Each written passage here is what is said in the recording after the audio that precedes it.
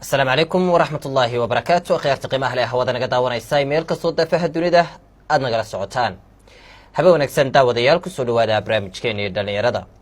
وكم برامج كذا تطبع الله هاي كبحة تي في عالمي جصاب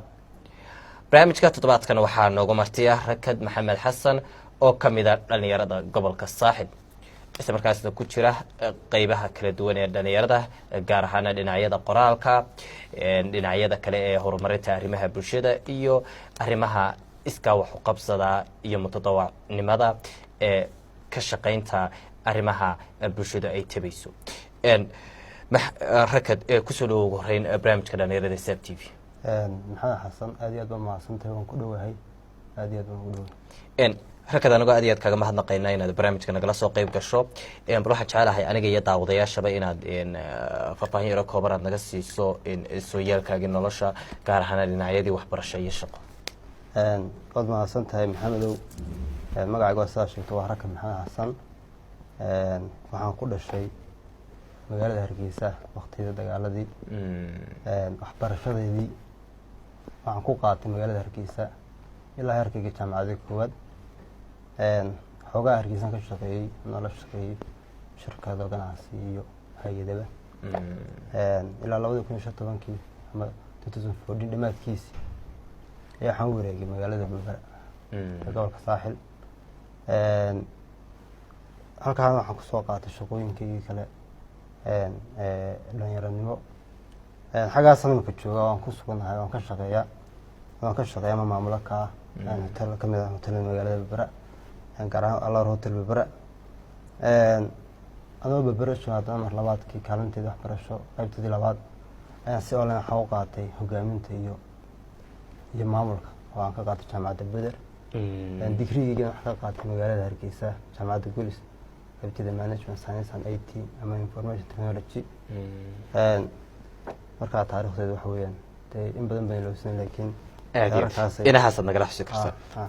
rakad waxaad ka mid tahay dhalinyarada aadka u firfircoon ee ka shaqeysa gobolka Saaxil gaar ahaan dhinacyada arrimaha bulshada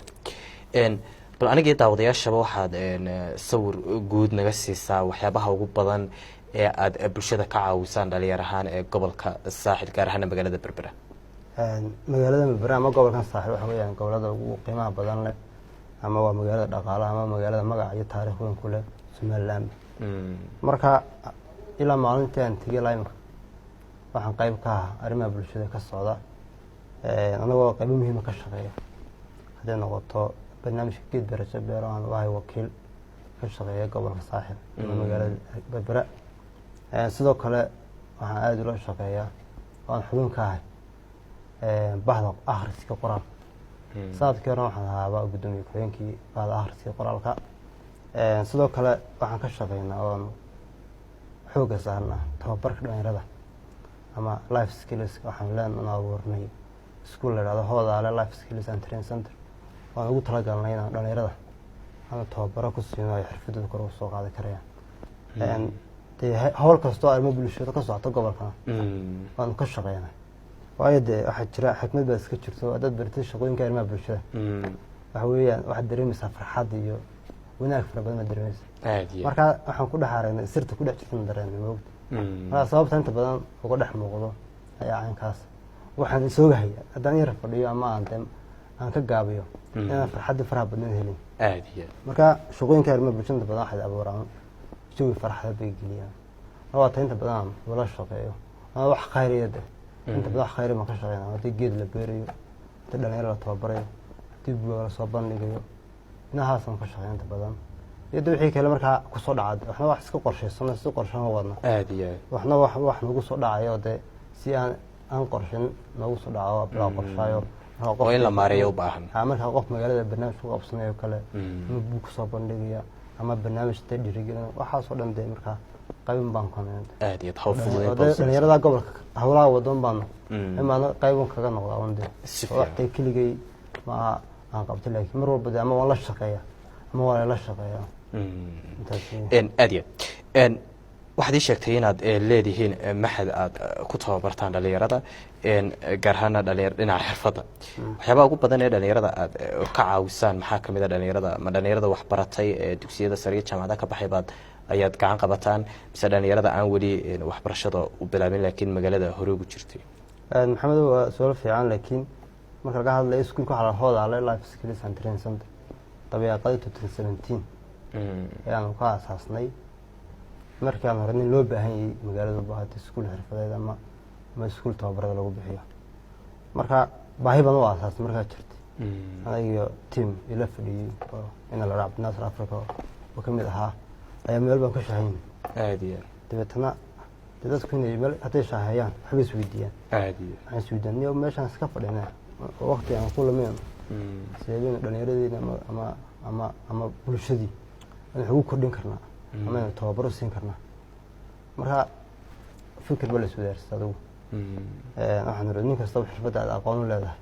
la kaale dadka barna.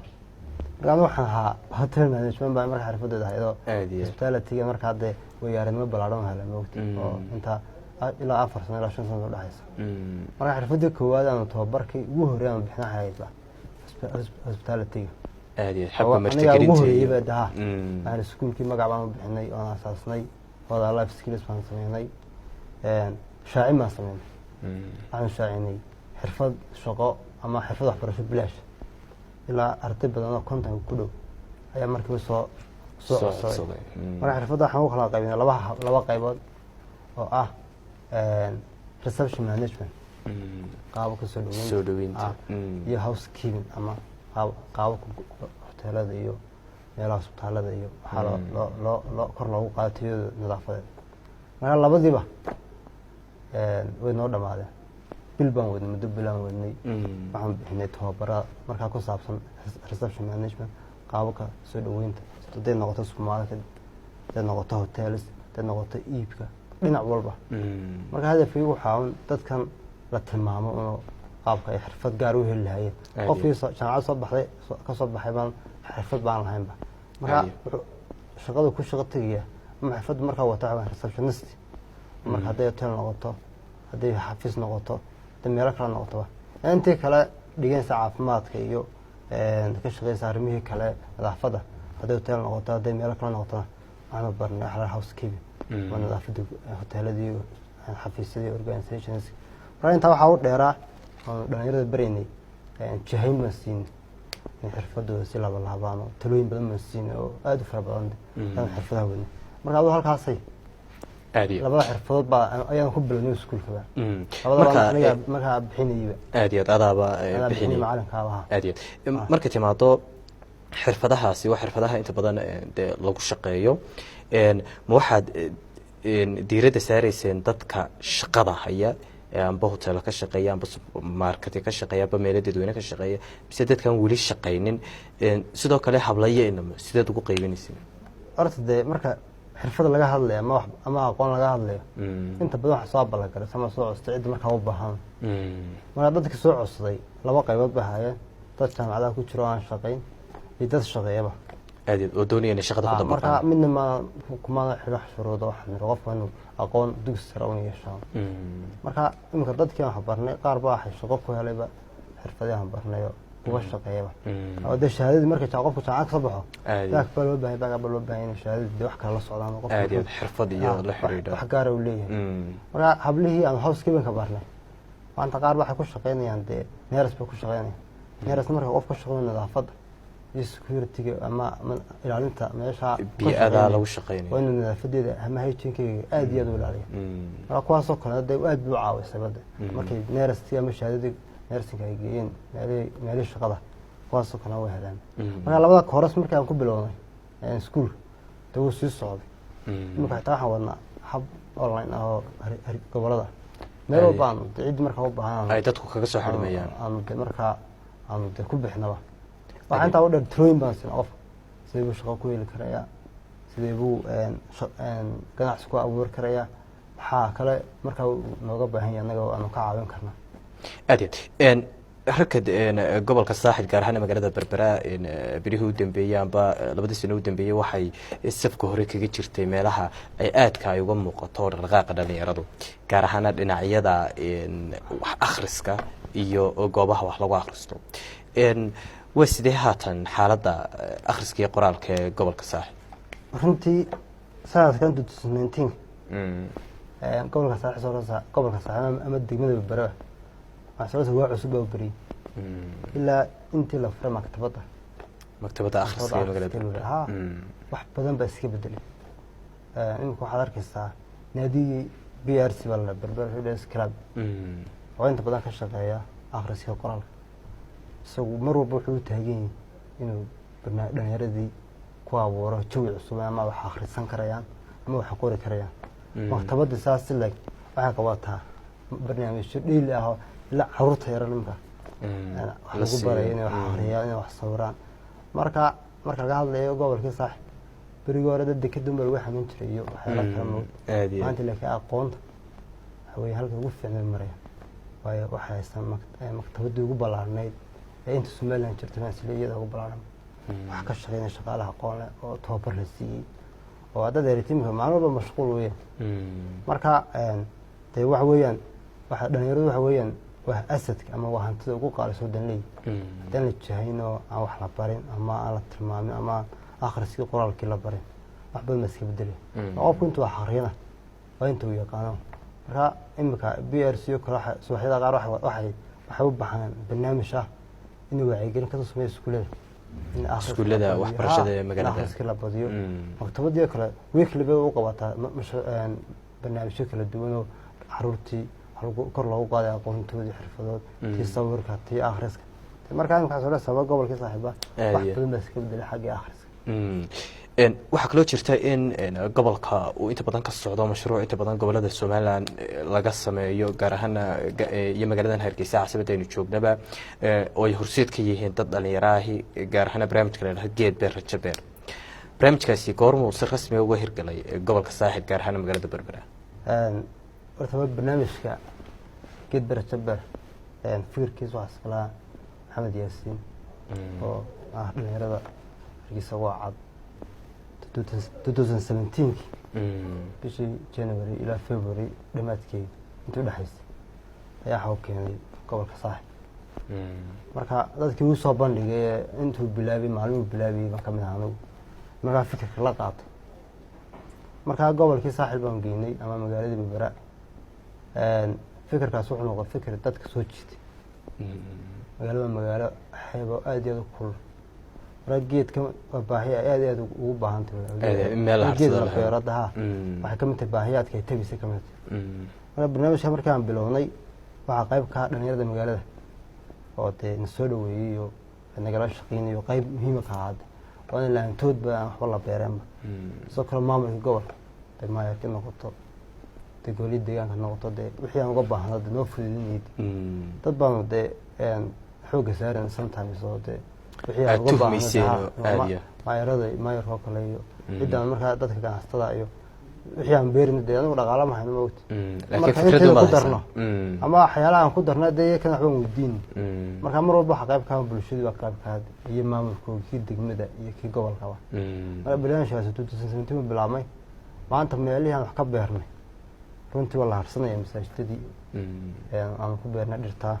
iskuuladii jaamacadihii meelo badan oo aan markaa aan beernay oo aan dhir ku beernay sidoo kale wacyigelin ma sameeyay inay dadku wax beertaan oo barnaamijkan ku qabanay gobolka sanad guuridii koowaad kale waxaan ku qabanay magaalada Berbera ku qabanay marka barnaamij wuxuu ahaa qiimo badan baa marka la geed baa la beeraya qofku uu soo dhaweynayo maaha barnaamij yar marka shanta gobol ka hirgalay ilaa imka waan wadnaa inkastoo imka aan ku hambalayno golaha deegaanka Berbera maayar hormood ka yahay oo isagu deemka barnaamijkii ama uu bilaabay dhireynta magaalada Berbera oo waxa xilkiiba isaga naga qaaday intaas oo baahneen inta la socon taas ay dadka nala fahmaan marka waxay imka wadaan barnaamij dhireyn iyo nadiif taasoo marka hore magaalada nadiif ah imka dhirta lagu daray laba beerada noqoto magaalo dheeraysa kulaalkan faraha badan jiray marka hoos u dhacaya darsoonka cimiladu isbedel baa ku yimid marka wada magaalo u baahan la dhireeyo meel walba la dhireeyo raashin waxa jirin magaalo noqoto magaalo cagaaran bulshadu day marka qof kasta wax uu beeraya mashquul waxa lagu yahay wax la beero marka waxaan doonayaa beeraha ugu bedelo imka geed beer moogta geed beer baan marka dad beer ay noqoto hakad maxaad leedahay barnaamijkaasi uu ka bedelay guud ahaan imanka gobolka saaxil gaar ahaan magaalada Berbera bilicdeedii iyo quruxdeedii runtii de marka laga hadlay barnaamijka waa beeris weeyaan dhir beeris weeyaan marka fikirka dhir beerista iyadoo markii ay jirtay in baa markii la arkay dhalinyaro ka kacday in baa de aniga fikirkayga dadka soo dhaweeyeen marka waxaan ka bedelnay in goobo muhiim ah wax ka beernay oo ka mid tahay masaajidda hortooda kale meelaha marka u baahnaa in wax laga beero waxa kale ka mid ah meelihii iyo iskuuladii oo kale iyadoo qayb ka beernay dadkii aan wacyi gelinay marka isbedelun baa adigu wanaagsan oo iyo faham in bulshada nala fahanteen wax la beeri karayo qof soo geed beeri karayo qof kasta dadka kale isku dhiirigeli karayo هذا في واحد مسمى عقارة ولا هركم لبعضه ودسي عبارة هذه حلو قدر هستد وأنت بقى عبارة حصوا أما كهنا وحويا لللانت ومركب لبتلا حاجة فوق ميرول بعد لقيكوي تعمل حسك صهاري لوركي ذاتك بس صهاري وأنت بقى واحد مهم ما يحلى بيرون وضو واحد بيرست برتو وسكت علانيا المرور waxaan baraa هم barto bariga ma aqoon laakiin inta barto aadiyaad waxay aaday ku noqotay waxa jirta in ay guud ahaan Soomaaliland dhalinyaradu ay aad u badan yihiin sidoo kalena si aad looga cabanayo dhalinyarada ay uga cabanayaan furiska shaqadu ay aad u yar yihiin gobolka saaxil qadiyada guud ee Soomaaliland ka jirta shaqalaanta isagu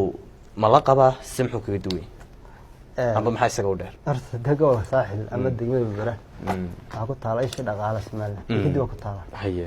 ما كان مرنا لما مده حق ولا ذيك هلا. كوير بعد بس كسم يصنع على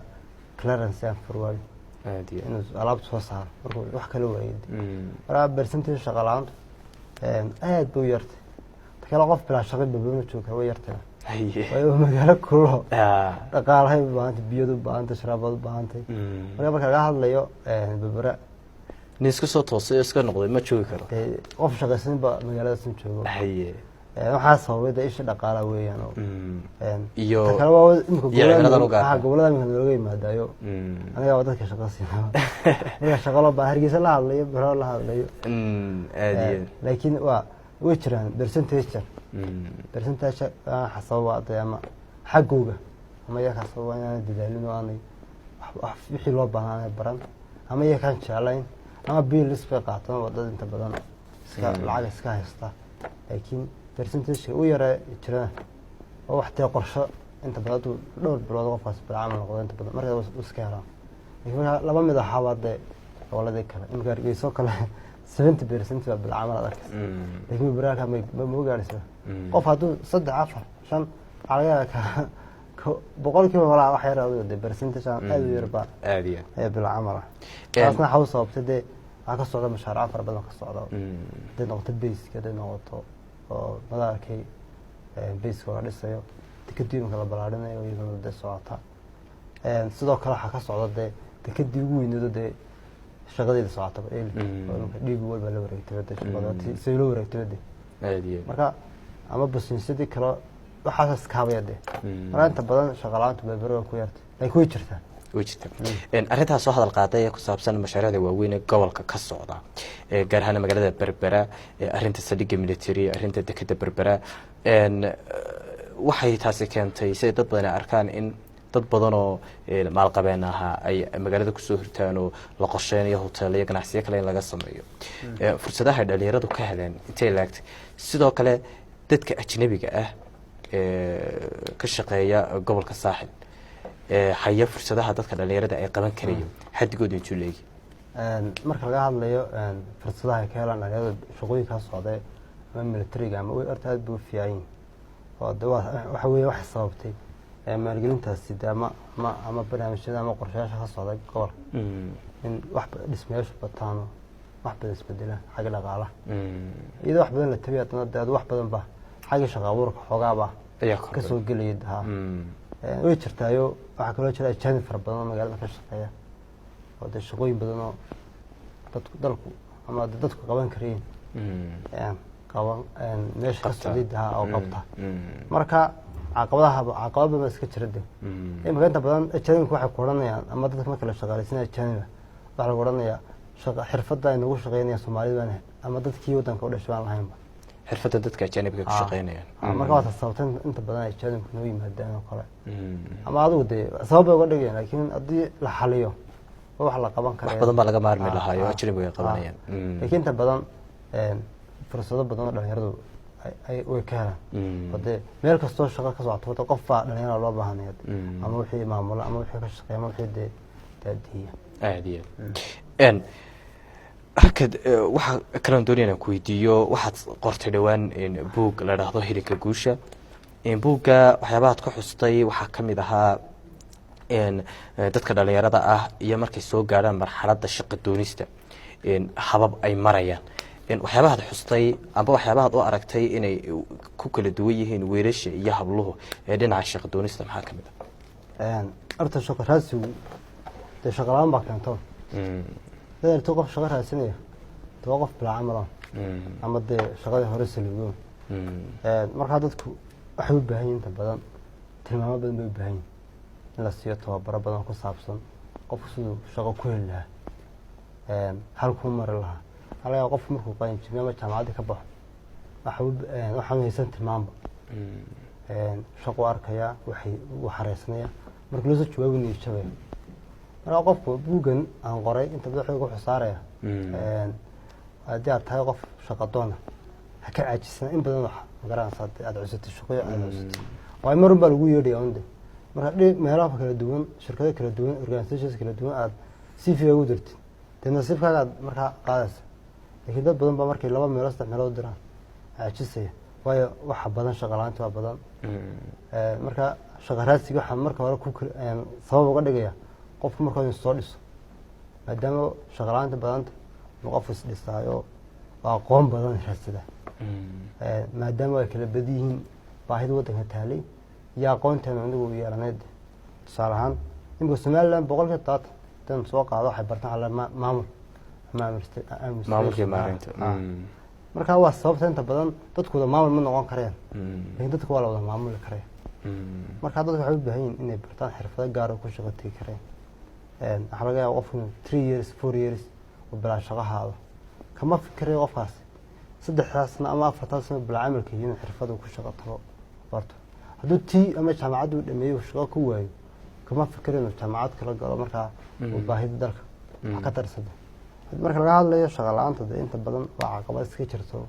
wadamada oo wada haysa caalamka oo dhan laakiin wala kala baa jirada lagu kala badan marka anigu wadanka ugu badan baan nahay wadanka ugu badan xasaabada aqoontiina baa kana dhigto haween wadan wada maamul doonaya haween shaqo abuur ma qaban karada hadda 170 ay doonayeen inay wada xafiis fadhiistaan maxaa la qabanaya loo baahan wax soo saar loo baahan waxa la baraa loo baahay in engineering laga shaqeeyo loo baahay in guriga la dhiso loo baahay waxaas dhaxay ku mid ah qofku inuu xirfado kala duwan yeesho dadka mid baan lagu sheekeeyay qofka ka sheekeeyay arday waa markaas iskuulada farsamada gacanta tagay maalin wuxuu bartay leerkii wuxuu bartay biyihii wuxuu bartay plumbingkii shantii qaybood markaa meesha ka socotay aadiya uu bartay markii dambada guriga soo la bilaabayba u jooga marka loo baahan leerkii gala taas waxay ka warramaysaa in xirfadda ay aad iyo aad isugu mar la dhabaaleeyo wax aad iyo aad muhiim marka waxaan leeyahay haddii aad wax brains aqoontaad brains waddankaaga wax ka tarto ama aad noqoto aqoon waddanka ugu baahan yahay haddii aqoon waddanka ugu baahan yahay aad yeelan weydid marka waxaad ka mid noqoto dadka bilaa shaqada ah inta badan shaqada raadsanayay aad iyo aad mahadsan tahay ragad maxamed xasan guntiga gabagabada barnaamijka ayaan ku sii saqaynaa waxaa jirta qadiyad guud oo muddooyinka u dambeeyey gaar ahaan 2 sano u dambeeyey si weyn looga cabanayay oo ku saabsaneyd kala qaybsanaanta dhalinyarada gaar ahaan arrinta ku saabsan qabyaaladda arrintaas dhalinyaro ahaan gobolka saaxil sidee ayay idii saamaysay amba sidee ayaad u maaraysay marka laga hadlayo kala qaybsanaanta ma qabyaaladda oo wax iska jira inta badan de meel walba Somaliland marka qabyaaladdu aad buu ugu farabadatay laakiin berbera ama gobolka saaxil ama magaalada berbera kala de misbay shaaqooda cadbaano inta badan laba daamaana kala lahayn berbera aadiya sayimka Hargeysa kala dhagax iyo daantan kale iyadana kood buuriyo daanba kala qaybsan ma jirin moogta laakiin bubara hal kursi hal maqaayad isugu yimaadaan inta badan meel baa isugu imanaya iyo waxba la wada cunaya waxba la wada cabaya qofka aroosna waa la caawinaya qofka hawlna waa la shaqeynaya xaga qabyaalada berbera كل سنة تاريخه شيء يجرين كل يوم حكون في المركز الرئيسي ما دقوا فصول بالبراو وقف كسر بالبروكين مركا عارفها قبيلة الدنوير يعني ده قولها كلام منهم أدية طبعا الصلاة قوات الصلاة والشغينية تدرك تميل سكينة إذا بقولين لأن سكول حتى مركا ومدة وبعدين لسوعي كليد أدية برنامج سوعي كليد توكله meesha la keenay marka dhaneel la raaco waa qoob kale la dagaalka qabyaalada way soo booqdeen barnaamij bay ka fuliyeen laba sigaar oo hambaleynayo dalka wada marka hadda barnaamijkaasi wacyigelinta waxay u baahan tahay dadka lagu wacyigeliyo waa wax u baahan oo dadka loo sheego laakiin anaga xaggayga aad wad kala dadii waan kala dadnaa waan dad badan ma dhaana gobolada badan ma dhaana aad guud ahaan daawadayaal intaas waxaan kusoo gabagabeynaynaa barnaamijkeennii dhalinyarada toddobaadkana barnaamijka dhalinyarada waxaa noogu martiya Rakad Maxamed Xasan oo kamid ah dhalinyarada gobolka Saaxib isla markaasna noogu waramayay arrimo badan oo ay dhalinyaro ahaan ka qabtaan gobolkaasi barnaamijkana intaan iskugu marayno aniga asxaabteedu waxaan idinkaga tegaynaa sidaas iyo nabad geliyo Rakad aad u mahadsan